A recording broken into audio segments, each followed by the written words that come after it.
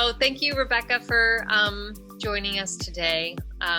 You are someone that I always kind of lean on when I have questions about homeowners associations or obviously buyers who are looking to purchase. And I know just in this recent year, you are kind of expanding and growing your business as an HOA consultant.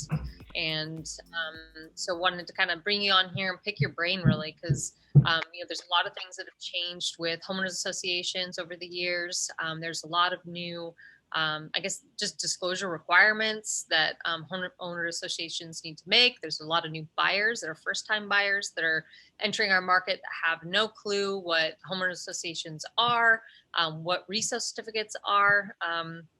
And so I think discussing those and giving some sort of foundation to that is really important. So like I said, I look to you like you're the complete expert on all this because you've been in the field for so long, and you've been kind of a saving grace in many different situations for me. So I really appreciate you and thank you for being here today. Yes, thank you for having me. Good. So do you want to kind of just jump in into the basics of homeowner associations and maybe resale certificates? I know you kind of have a different or a way that you want to kind of go through all the information because it's a lot of information, and I know we could talk for hours and hours and hours about it.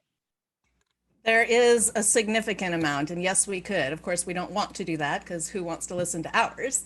But I do try to approach every resale certificate from the same angle, which is to help buyers first understand what are all these documents? What exactly are they? And sometimes you get one PDF that's 500 pages long, and sometimes you have numerous attachments of documents that are labeled sometimes correctly or not. So the first phase is to just decipher the information and put the documents together in a way that we can understand what are they. And then I like to dig into the documents from a couple different angles. I like to look at governance, maintenance, and financial as three different categories for how to look at risk. And then all those documents back up into those different categories where we can find clues about those different pieces in the information. And as you know, they can be wildly variable in what they produce and the format they're given, as you know. Everyone has their own, all the management companies have their own different formats to how they portray the information. All the associations have different formats for meeting minutes and just like all that sort of thing. So it is something that, it's very difficult to go through all that information and be able to compare them, apples to apples. It really is. Yes, I did. I took 100 reviews that I did this year just to get some context. And I had 48 different sources of production for those reviews. So every other one came from a different place, whether it was a different management company or a self-managed association that had no management company. So just the wildly various ways that information arrives is significant. Yeah, for sure. Well, do you kind of want to dive in, like I said, on just the resale certificate, or do you want to talk about homeowner associations? Sure, let's talk about both. Yeah, they go together. I think what I find, one of the things I find really interesting about the document packages, going back to the governance side, is what I really try to help a buyer understand is what are their specific maintenance and repair replacement responsibilities. And specifically, we try to dig into windows because those are usually and can be a tricky point. I've read numerous declarations and the word window doesn't even show up. It's not even in there, the word at all. So trying to understand when might you be responsible to pay for replacing your own windows is one of the critical things I look for. And the governing documents from a governance standpoint, sometimes it doesn't matter what the documents say because they may or may not be following them. So we have to follow the trail a little bit to say, okay, buyer, here's what these documents say. Are they doing it? And could there be risk or not related to whether they're following the governing documents, which that can be challenging to determine too. Sure. Good. And other things like, it's the roof, it's Elevators, I think, are a big expense that also you kind of come up, and usually they kind of talk about service on the elevator side, and then also there'll be replacement for that too. But those are kind of the big ticket items that we see a lot. We do, and they go in cycles, you know. I mean, we see stages of, and often it relates to construction cycles. So buildings that were all built around a certain time tend to need to replace the roofs around all the certain times, depending, of course, on if they've maintained or not. But it does go in cycles. So we do kind of look at those big stages of construction booms, and then it makes sense when we start to see, like now we're starting to see plumbing replacement.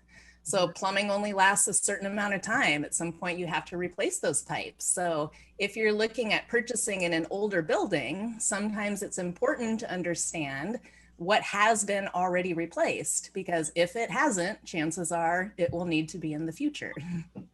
And that's where the reserve study can really help us identify or try to anyway. Right into that, because that's the tool for breaking down, I guess, or identifying where the life cycle is and what approximate costs would be. Yes, and I find the reserve study ends up being quite a bit of our discussion with the buyer, because it is one of the few documents we have to look at the future. When you get your resale certificate, a lot of it is, here's previous historic information, here's last year's financials, here's meeting minutes from meetings we had before. So the reserve study is the closest thing we have to what might be coming and how much might that cost. And so what buyers struggle to understand is, where are those variables in those projections? We've seen hundreds of reserve studies that are just flat out wrong, are excluding information. We see reserve studies where they have a note that said, the board asked us to remove this from the reserve study. So the reserve study can be a little tricky if you don't know where to look or how to interpret it. Yep. And another big challenge we have with identifying potential expenses are the soft costs related to those material expenses. Some reserve studies include some of that additional expense, but many just focus on material costs, which is what they're obligated to include. So that's a big piece we dig into, is if the reserve study says this, what does it really mean to you as a buyer, or what might it mean? And what is the legal requirement for homeowners associations to keep up on the reserve studies? That is a great question, especially in light of some of the challenges we've seen in the news with condominiums and their lack of addressing issues. Washington State requires, the law says they're required to get a reserve study annually, every year. They're required to do an on-site visit every 3 years and an update annually.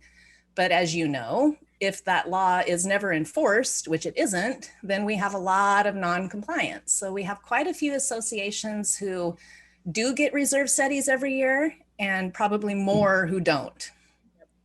I think the smaller guys, smaller buildings and HOAs don't keep up quite as much with that. I think actually I had one in the last year that the last time they did one was in 2018 or something like that. And so at that point, would you advise a buyer? Are you just kind of letting them know that, hey, this is the law and, buyer beware type of thing? Or is there, I know there's no recourse, but what would you do? Good question. That is a great question, because sometimes it depends on what the reserve study says. So for example, if that 2018 reserve study says you have no projected reserve expenses for 5 years, then maybe it's okay we don't have a current study, because we can assume and we can see in the meeting minutes that they haven't, and we can connect the dots between their financials. But if we have a 2018 reserve study that says it's time to replace your roof next year, and we have crickets from then on, then we want to dig in a little bit more and try and figure out, was that reserve study accurate, and did they agree with it, comply with it, or just toss it aside? So it depends. And that's, I think, what's valuable and challenging about resale certificates is each of them are 100% different from the next one, even at the same building. I did a review recently for the same building that was 6 months apart, and the two reserve studies were significantly different within that 6-month period. So the first buyer said, oh, you've got about 10 years before you're going to have to look at windows and doors. They got an updated reserve study 6 months later and said, well, you've actually got 4 years. It's like, oh, okay. So even familiarity with a building can be dangerous because the information can change really quickly. How many reserve study consultants are there out there? Are there just like a couple major players in that field, or are there several of them out there? There's about 5 or 6 we see consistently. And then sometimes the engineering firms do more complex or complicated reserve studies.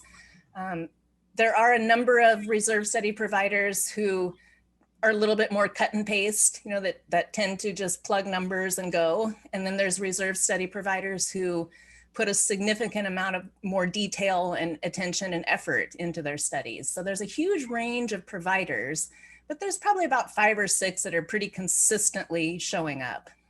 And I would imagine those that are doing the high rises are maybe a little bit more involved, and the budget line for the reserve study is a little bit more to pay for the more robust kind of study and inspection and all that sort of thing. We would hope so. We hope so, but I think you and I talked about one that we looked at recently where we had a reserve study that said our 30-year projection is about 31 million in expenses. And then 2 years later, that association hired an engineering firm to do a reserve study. And they said, actually, it's more like 51 million in 30 years. So there can be huge differences between, are we just looking at things visually, or are we really digging into performance and records and real projected costs? So it's a difference between something like an auto maintenance schedule or a mechanic really digging in and looking at things closely. Yeah, gotcha.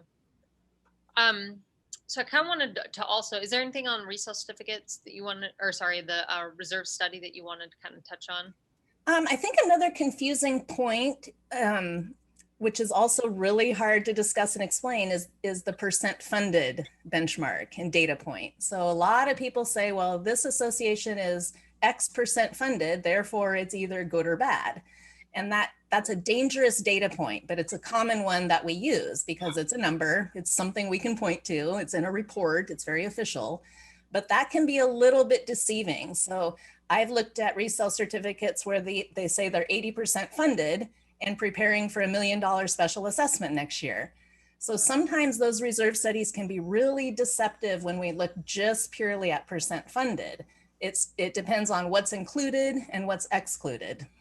Yep. And so you dive through that and you kind of say, well, it's because of this and this. And even though maybe it's 60% funded, that it's still a decent building based on the maintenance schedule and based on what they have in their reserves and all that sort of thing. So it's kind of in a weird way, it's like a credit score, because credit score, there's all these different variables that have to do with the credit score. And someone could, pay, they have trade lines that, let's say, go back 5 years and they have paid their payments, on time every single time.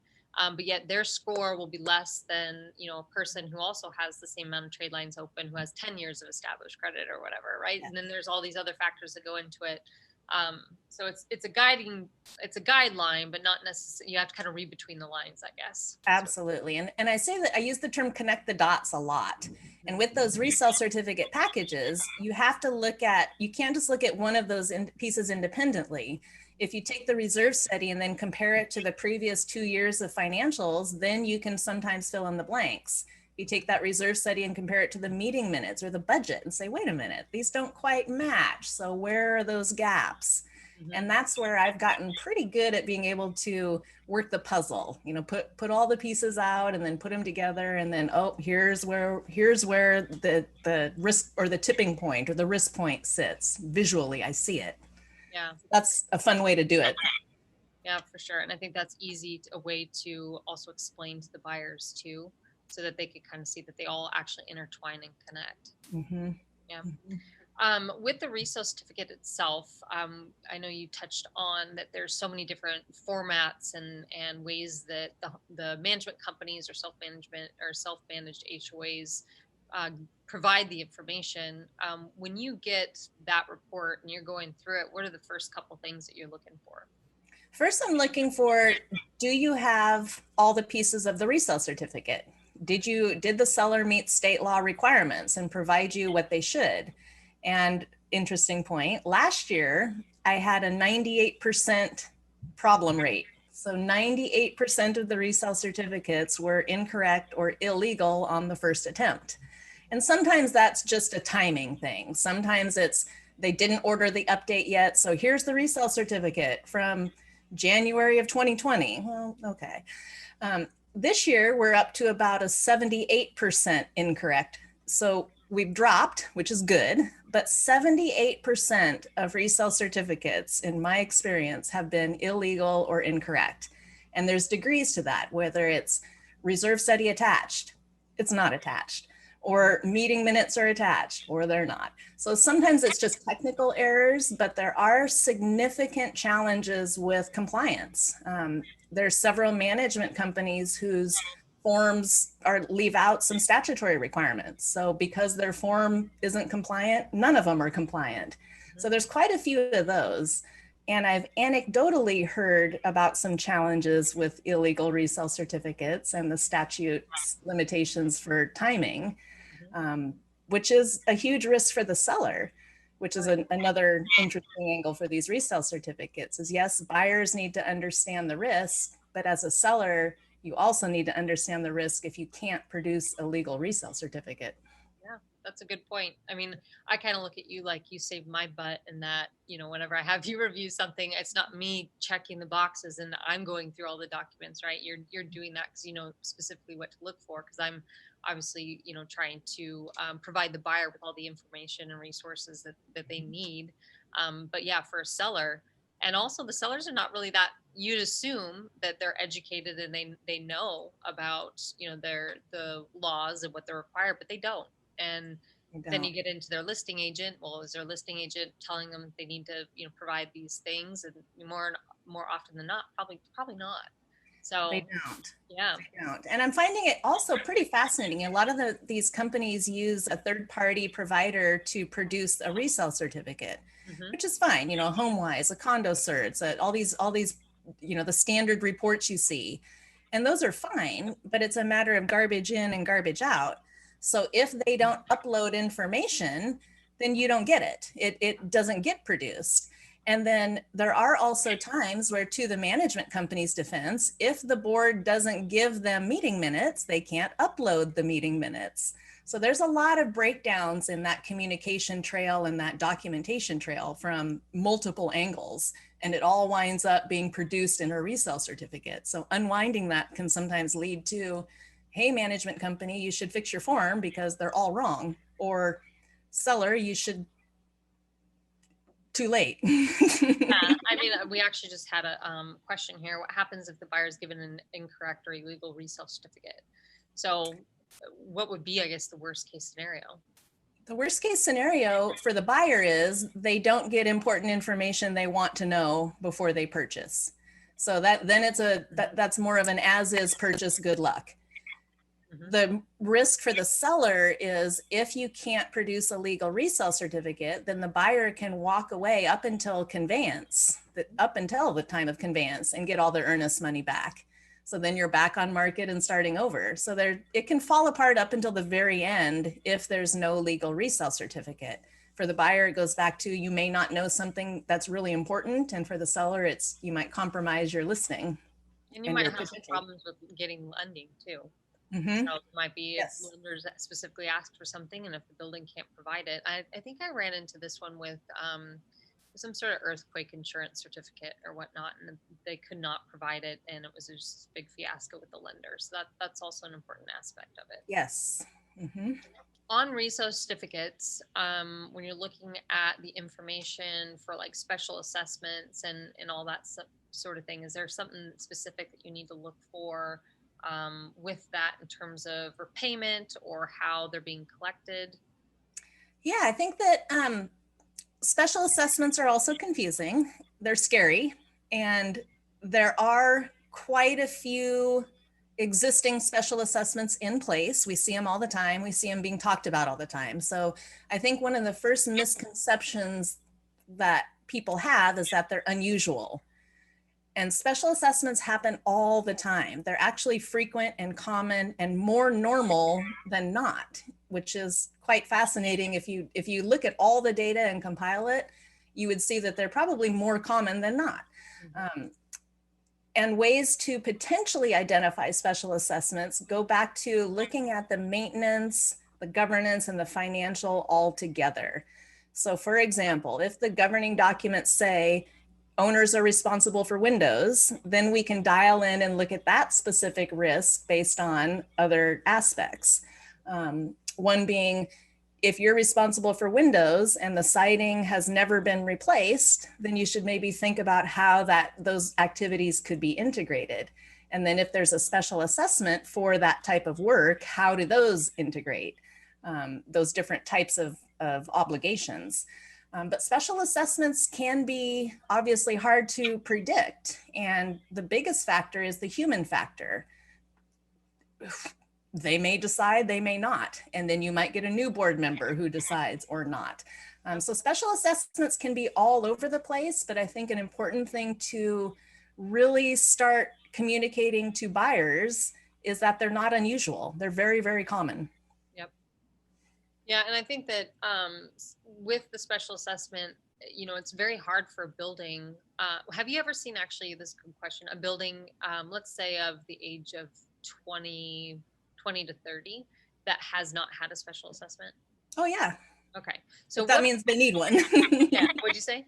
That means they need one. Yes. So, and that's usually right around the point, right? That 20 to 30 mark is where the special assessments. So with the buildings that are older and maybe they've been ran more conservatively to where maybe they're collecting, really high, dues for reserves. I mean, what's the percentage of buildings that operate like that? Very few. Yeah. Because usually the older communities, older buildings built in the 80s and 90s, some of them had a harder time funding reserves because it pushed their monthly dues to a point where lenders couldn't fit that into their model for a ratio of sale price. So special assessments became a way to pay for things outside of that lender and financing restriction. Because if you really funded the building the way you should, your dues would have been triple what they really are. And you can't finance a sale with that type of structure. Some buildings have prepared a little better than others for that work, but with the increase in construction costs, it's really hard to keep up. And then if 1 year you drop your contribution and don't keep up, you're exponentially behind. So it's much more common to see a 20 or 30-year-old building need a large special assessment than a small one, because usually if it's 20 or 30 years old and they haven't done major work, they don't have enough money. Yep. And then it's time to do the big special assessment. So then if you were consulting a building that was maybe around that like 10 to 15 year mark, I mean, where do you see the dues start to increase to kind of overcompensate for maybe the lack of reserves or in preparation for what's to come in the future years? That's a good question. My sense is, and we have to look at types a little bit different. Towers are a little different than townhome, and towers are kind of a whole different ballgame. Yep. Other types of communities, by the time you get to roof replacement, then you know if you're going to make it to the next phase, because roofs usually come first. So if we can't even make it to replacing roofs without millions of, $1 million special assessment, then you should probably assume that you'll have some funding challenges going forward. Sometimes when you get to that stage where, oh no, we have to replace our roof and we haven't funded for it, that becomes correction course. So then we say, okay, let's fund our roof, let's get it done. And going forward, we don't want to be in this position again. So let's raise our dues and fund our reserve account. And I think one good example, I looked at Ballard Condominium and Ballard Place fairly recently. And those are pretty good comparable buildings, same rough size, age, rough size of units, one building. And one of them has significantly higher dues than the other because they're contributing more to reserves, twice as much. And it's because they have an issue they have to deal with. Yep. So that can all play into it, is how do you project, and then how conservative can you be? And every building's different, but I do often see that if they get into trouble and have to fix something and assess themselves, sometimes that's a catalyst for, let's fix it now going forward. Yep. Gotcha. And because we're kind of going in order, let's say a new building that just opens up. And I wanted to circle back around too, because you do help with forming, the HOA and giving your thoughts based on the declaration and CCNRs and all that sort of thing too. But on a building that is is relatively new, but maybe hitting like that 3 to 4 year mark, we always know that there's the litigation and the developer, the warranty period that comes into play there. Do you want to kind of talk about that a little bit? Sure, it's pretty interesting because, Seattle, we haven't had a whole lot of new construction in the past 5 years to see how that statute of limitations turns over. And then we've also had new state laws. So in 2018, Wakaiowa had some restrictions about dispute resolution and litigation for new buildings. So it's going to be interesting to see how these new towers work through those alternative dispute resolution restrictions and requirements differently than in the past. I think we may also see, hopefully, some better construction practices so we don't have as many construction defects. That was part of the intent of RCW 6455, was to stop the problem before we have the problem. So on the new construction side, I feel like buildings are hopefully being built better, so there's less problems to resolve. But I feel like for a newly constructed building, about the year 6 to 8 is when it really tends to stabilize. You see them go through the 4-year statute where we figure out, live in it, work on it, see what happens, how does it perform, and then fix it, and then you're stable. So about that 6 to 8 year mark is about the time when I look historically at data, when I see the operating expenses start to level, and then we have about 3-4 years of consistent, okay, now we're there. Yep. So I guess if you had a very over analytical buyer and they are into the numbers and they're into risk mitigation, you'd probably say that they would be looking a good candidate for buildings that are probably in that period of 6 years and older. Yes. Probably 6 to 10 year mark. With yes. The plan of selling in 5 after they own. Yeah. Maybe even up until year 15-ish. Yeah, 15-ish, yeah. Yeah, because we haven't hit any major renewal yet by then. By about year, if the building turns 15 to 18, maybe we start to see, things that need to be repaired that haven't been funded for, or performance issues by that point. Yep. Good stuff. We can talk about this forever. I know. And it's also, I guess, on the new construction side, another interesting thing is we go back to reserve studies, and I'm finding it quite fascinating. So reserve studies, homeowner associations are required to get a level 1 study once in their entire existence. One time is all they're required to get. And the level 1 is the most detailed, thorough, the best type of, most analysis you can get. And then the level 2 is a site visit, and a level 3 is a no site visit update. What I find fascinating is how the newer construction and new towers don't get a level 1 early in the life cycle. So the funding is challenged out of the gate. Yeah. Because we're looking at, and I just looked at one the other day for one of our new towers that's working off a 2019 study that was based on plans. Okay, here's the reserve study that's based on what you tell us you're maybe going to build.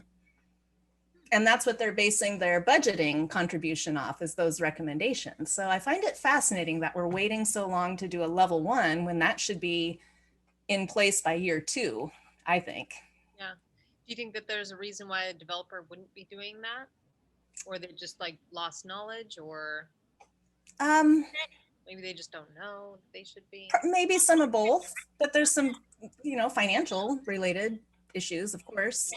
And if the developer still owns a significant number of units, they have to, if the assessment's required to be increased to fund a reserve more appropriately, that's an issue. But I don't know, I think it's almost more, I'm not sure. I think in the new construction world, we're so focused on warranty review, which we should be during that 4-year statute of limitations, that sometimes that gets set aside because it's not as critical, it's not as meaty, it's not as, it doesn't produce as much maybe resolution or need to resolve. Mhm. But I disagree, because I see those when they do finally do one, that's like, oh, and then I go back to, shouldn't you catch that stuff really early in the life of the building to make sure we're on track? Yeah. So that's something I'd really like to see different on the new construction side, is more attention to a level 1 reserve study right away. Mhm. So going then to how I guess the declarations are formed for all these buildings and how they do come out of the ground, right? And the POS, public offering statement, and all that sort of thing. Do you dive into all that stuff and you consult with? Yeah. What are some things I guess that you look for out the gate, or I guess that would pose, it seems to me that everything is pretty standard, right? When you're diving into the declaration and certain CCNRs, but is there anything that's glaring to you, or is that actually not true? They're all very, very unique and different. That's a good question. There are definite similarities because they have to comply with state law. So state law says these things must be in documents. So documents have a lot of consistency, but there can be significant variance. Some developers want to have, at one point, one of our declarations had pretty strict and extensive architectural guidelines in the actual declaration, which then meant that the board had to strictly comply. So there's a difference in obligation from a board for language in a declaration versus language in rules. So the hierarchy is federal law, state law, declaration, then rules. So there have been some shifts and adjustments in how do we write declarations that aren't so restrictive we can't comply or cause legal problems because we aren't complying, but still give the restrictions we need. And the latest version of those types of restrictions give, they're much more brief. That section has become very slim, and the architectural guidelines allow the board to establish a process and rules that works, not the declaration drive how you build the process. So sometimes that can be a huge part of it, is how do you actually implement the declaration? How do you actually do what it says you're supposed to do? A good one is, a lot of them say you're required to do a building enclosure inspection every year. Well, they don't. So so there's quite a few of those pieces where I think the documents are getting somewhat clearer sometimes, but then it depends on the attorney who writes them. Yeah. It also, I mean, it depends on the boards too, Mhm. right? So I think that in the more sophisticated, let's say, board that is very litigious, that understands the legal requirements and documents, they're gonna be privy to those things, right? Yes. And the things that are required. And I've seen, even just living downtown in certain buildings, the different amendments. Why this doesn't work.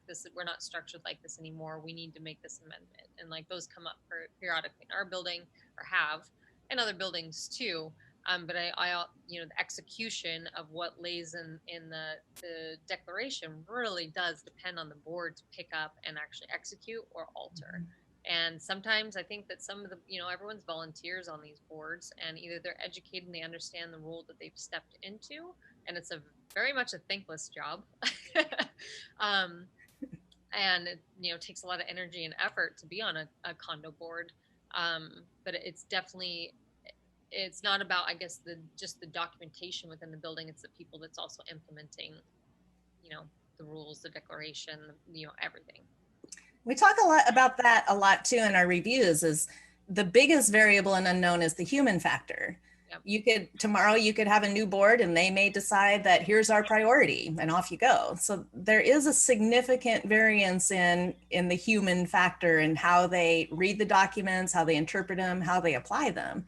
I've seen documents that say pets are allowed up to this point, and then somebody on the board made a rule that says no pets are allowed ever. So there can be huge ranges of that people factor.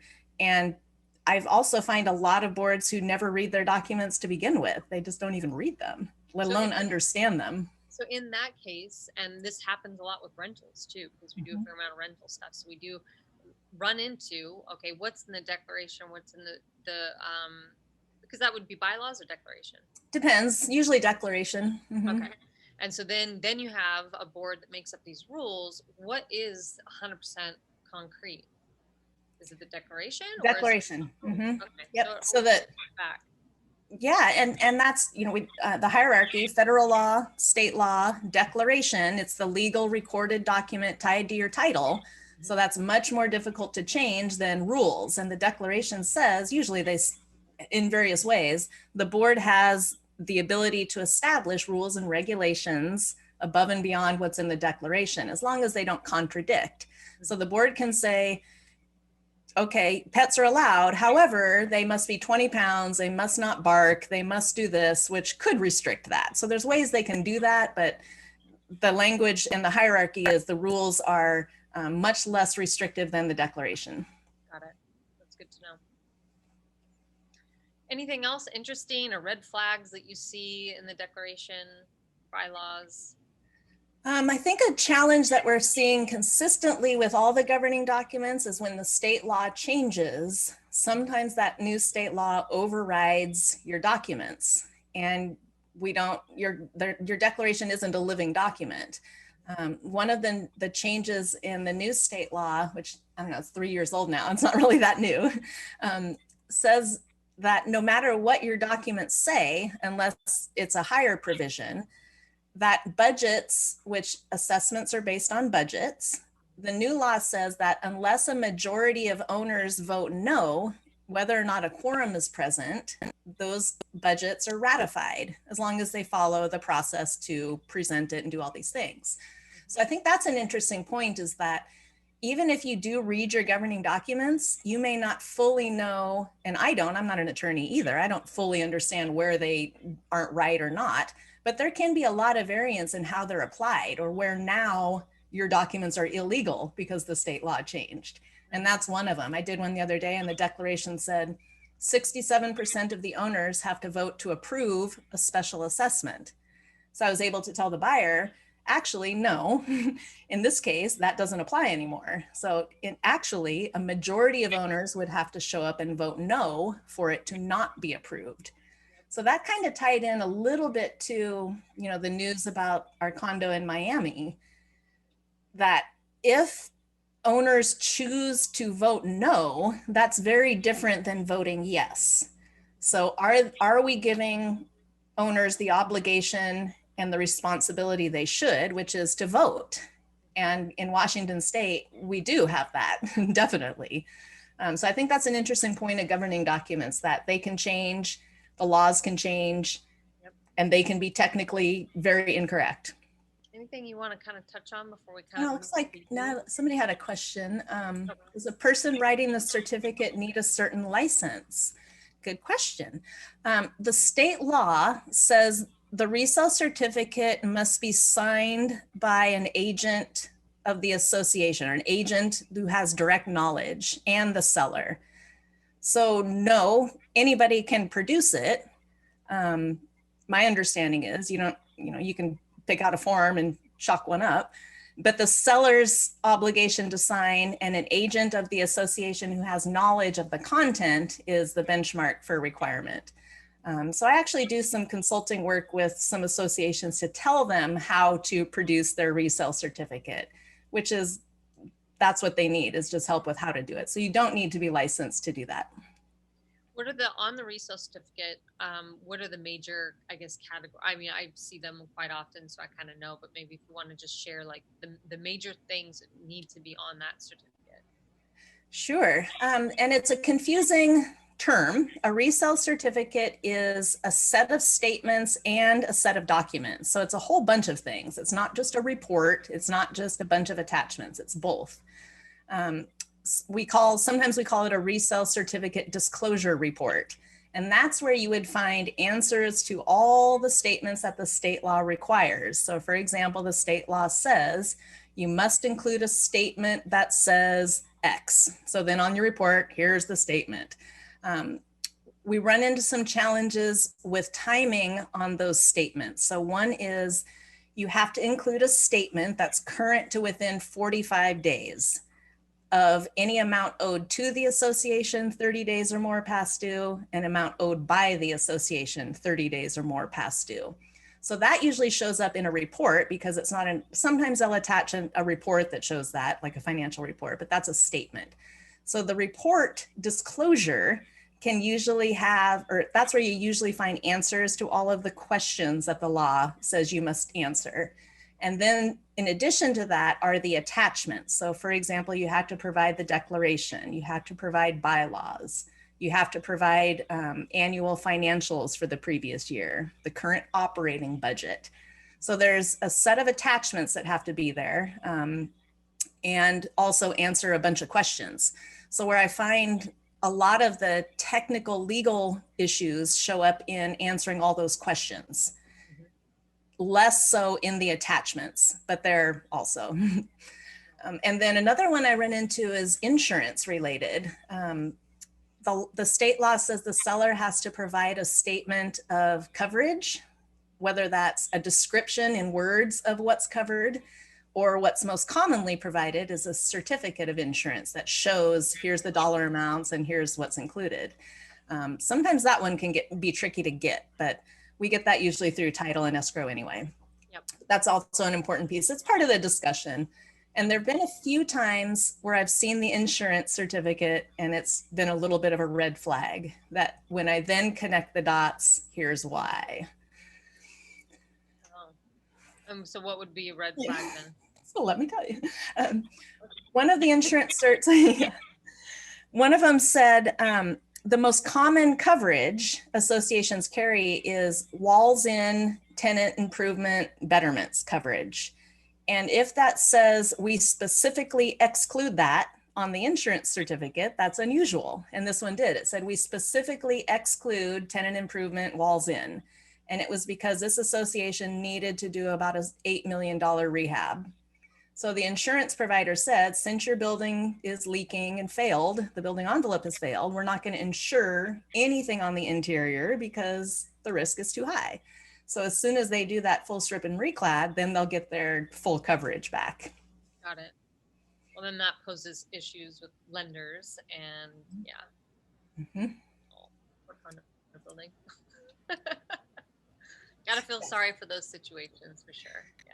Well, and by then it's just so it's too late. I mean, you just have to get through it. You have to either find a cash buyer or wait till the work is done. Yep. Which, and we do see, as you know, quite often that when those full strip and reclad projects get done, the resale value significantly goes up. Yep, for sure. There's something to be said about that too. And I taught, buyers, that's another thing buyers can get clearer about once we go through, here's the pros and cons of special assessments, right? The con is the worst kind of special assessment is the catastrophic, no one knew it was coming, clueless. The okay special assessments are, if we do this, you'll generate another 100 grand in resale value on the backside.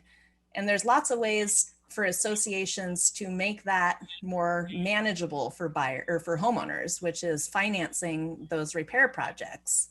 So homeowners don't have to come up with a chunk of money, they can finance it. And then when they go to sell the unit, they just pay off the balance of the special assessment with all their equity and increased value they've gained.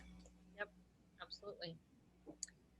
Good. Well, why don't we talk a little bit about your services and as a whole, and kind of what you're looking to do. I know you've been working this last year on your database of the different projects out there. And I know you showed it to me a couple weeks ago, and I was just so impressed by all the data. And you're definitely very data driven, which is awesome. So go ahead and share a little bit more about you on that room. Thank you. Yes, I've had to formalize how I provide these reviews. So it took a while to figure out how to take all these different document packages with different data and in different ways. So I've come up with a pretty good system that allows us to compare and contrast more compatibly. Of course, there's still some variables, but I'm also really close to launching my new website, which will be more resale certificate focused under my CIC consulting group entity. So I'm going to switch over and do a little bit more specific consulting work instead of my BBF resources, and really focus on the resale certificate review site to drive more specific messages. So it'll be a good place to go. Anything you want to know about resale certificates, that'll be a good jumping off point to learn. I'm going to do some more education and do a little bit of training for brokers and all kinds of different consulting stuff. So that's exciting. Awesome. And then for those agents out there or just buyers in general who want to hire you to review, I mean, what that process, I know what it's like, but if you want to share just what that process entails. Sure. Yes. And it's, I try to be really efficient. Often I get contacted through a broker, but I do also work directly with sellers, and I've actually done quite a few more of those as people refer me, which is great. But my first step is to first look at the documents you get. So I have brokers who just, and other people who send me documents and say, are we good to go? Once we know we have a complete resale certificate, then we schedule a Zoom screen share conference meeting. So I can show you what you've got and walk you through the documents. And then we can look at my database and plug in some charts and numbers and really dig into data. And that's where we can compare and say, is this normal? In addition to our gut feeling and all the data we see in this package, financially and from a comparison point, is this normal in the world of condos? And then during that meeting, the buyer gets to ask a bunch of questions, as many as they want. And sometimes we do follow up afterwards. So we have done a few reviews where we find that we're missing something. So we'll look at it afterwards and just make sure that the buyer has all their questions answered. So I try to do it as clean and simple and efficient in that mad stage of we're under contract. Oh no, go. Always, do you have time for this? We have a 3-day contingency. Yes. And on that note, that's the one. Okay. Biggest pet peeves. Let's talk pet peeves. Not a pet peeve, but a big challenge that we have with the resale certificates is the assumption that we can reduce the review period. Mm-hmm. So I have a lot of brokers who say we have a 3-day review period. Okay, well, the state law says a buyer has 5 days to review a resale certificate, and you cannot waive the state law. Even if you write a different number in the purchase and sale agreement, you can't. I mean, you can. Yeah. So that's a fun one, is trying to delicately, navigate that conversation with a buyer whose broker has told them. So sometimes, and you know what, honestly, that usually works out okay, because 78% of the time we have to wait for the full resale certificate anyway. Yep. So I do try to work with buyers when their brokers want to be competitive. Okay, great. Write whatever you want. It's not enforceable, but know that if you do write in a short contingency, you probably have a lot longer, because the chances that you'll get the legal resale cert right out of the gate are pretty slim. Yep. Gotcha. Yep. Like I said, you've saved me a bunch, and it's when you're in a transaction, you have so many things going on. This is kind of like one of those, it's an inspection basically. It is. And so I think that everyone should be treating this process. You have your inspector doing the inspection on the physical. You have your inspector, Rebekah, doing the inspection on the resale docs, basically. Yeah. It's a pretty easy piece to carve out too for brokers and buyers, right? Because here you go, and then you go get more buyers and sellers and go deal with all the real estate transaction things that you have to deal with for this. And then I can help the buyer understand and ask questions. And I found that maybe out of all the reviews I've done, maybe 5 or 6 times at the most, a buyer has decided not to proceed. Yep. The rest of the time, they're just thrilled they know more. They just want to know. And we talk a lot about how unknown risk is the worst risk. If we know the risk, then we're okay with it, usually. They choose to manage it, because by the time we're under contract, they want the unit. This is the unit they've picked. They want to live here. They're installing furniture. So this is just the final yes, no, maybe, unless there's something crazy or critical. They're just happy they know what to expect and what to be prepared for while they live there. So we have about 9 minutes here. And so I know we had a couple fun things you want to touch on, different trends you're seeing with current buildings. Ooh, oh boy. Insurance is huge. We're seeing huge outside of towers, lots of water losses, lots of leaks, lots of water damage. So we're seeing lots of buildings adjust their insurance coverage. The deductibles are going way up. And we're seeing some associations write in their documents requiring owners to carry more liability coverage. So that's a tricky one. And that goes back to cyclical construction.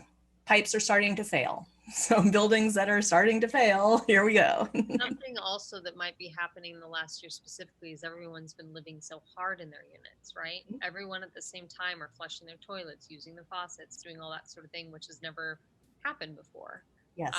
So that I think is a main contributing factor. There's leaks going on, like you said, everywhere downtown. Like every building literally has three plus leaks going on, and I think that is why it's very yes. Another thing I find too is that condo owners tend to forget they're supposed to do maintenance. Yep. You are supposed to look at your hoses and your seals and do some caulking every now and then. This is important. So that's another factor, is that a lot of, and we see a lot of first home buyers buying condos, and you buy a condo because you don't want to do any maintenance. Great, but we still need to do some interior work. Reminder. Mm-hmm. Any other trends, or that's pretty much the big one that you're seeing? That was, I guess the other big one we talked about was just seeing the progression of new buildings. Doing these resale certificate reviews, as you get more of the data, you can put the history together. So if we lined up 10 towers and looked at their first 10 years of their lifespan, you see a pretty consistent pattern. So watching these new towers come on, we're just going to repeat patterns. So it does give a little different layer of predictability, is if history is a predictor of the future, here's what we can expect. And you kind of start to see it happening year 2 of the budget, year 3. So I like that because it's reinforcing not only the data, but our perceptions about construction and cycles and condos. This is how it works. And I'm also finding it quite fascinating, the number of just bad reserve studies out there, which is so important. It's so critical. Should there be some sort of regulation, maybe hopefully kind of steps into play there over the future years? Yeah, and we talked about that, the resale certificate law, the reserve study law, there is a law. The law says you must get a reserve study every year, but there's no oversight. There's no accountability. There's no recourse. So it's a law that exists that it doesn't matter if you break it. So what's the point of that? Yeah. So enforcement is definitely a challenge. Sure. Where was one other thing that we talked about that I thought was interesting is the time of year when you purchase. Your favorite time of year, I guess, for buyers to come to you and for you to feel like you have all the information, right? December by far. I love buying and selling condos in December. November and December is my favorite time of year, partly because I have a new budget for the next year. I have this year almost the whole year of data, and then usually 2 years of prior financials. So December of 2021, I'll have 4 years of data to work with. So that's my favorite time of year, just because you have a glimpse of what's coming next year. You've got this entire year's history and another 2 years of history in the financials. And plus I feel like it's a little less, even though it feels like a little bit of a crazy time of year, I think buyers aren't they tend to be calmer, not as hectic. It's not a buying frenzy. It's a more thoughtful, intentional time to purchase. Yeah, no, that's definitely that type of market. It feels like everyone who is looking around that time frame has a purpose. Yeah. Yeah, I agree with that. And we don't mess around with, I don't get 30 calls from people like I do in July saying, can you do this? And then they just, it's just chaos. Yeah. So I like December, and it's really beautiful. I think, condos are beautiful in December. It can be beautiful. Like your numbers, you like your data, that's for sure. Yes. Yeah, and that would be the analytical buyer definitely would have all the details and data that they would need to make sure that they're making the right move for themselves in that period of time. So. And I love doing these to get the data, because then it reinforces my gut. Is my opinion right? Is what I think right? Based on my years of work, is what I'm seeing right? Am I right? Yes. Not always, but of course the data helps me form my opinions and point me to being a better consultant. If I see hundreds of sets of documents, I can speak better about it and be clearer and more helpful with real information. Yeah. So yes, I Good. love it.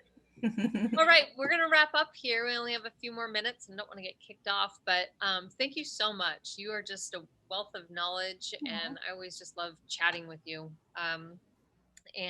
So anyone who is viewing this, we'll share Rebekah's information if you don't have it. And if there's any questions, follow-up questions that you have, feel free to reach out to her directly or to me. I just thank you so much for spending your time, and thank you everyone for joining us. Thank you, Ashley. Yeah.